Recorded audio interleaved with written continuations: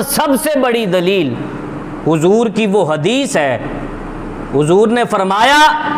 کہ ان نکاح من سنتی،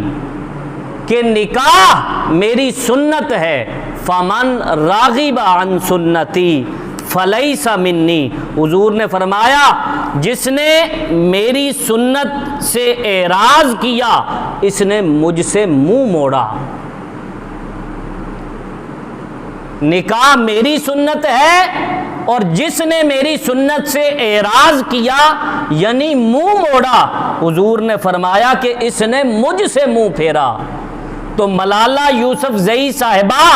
آپ اپنے آقاؤں سے منہ نہیں پھیر سکتی، جن آقاؤں نے آپ کو اس منصب اور اس مقام پر پہنچایا ہے، جن آقاؤں نے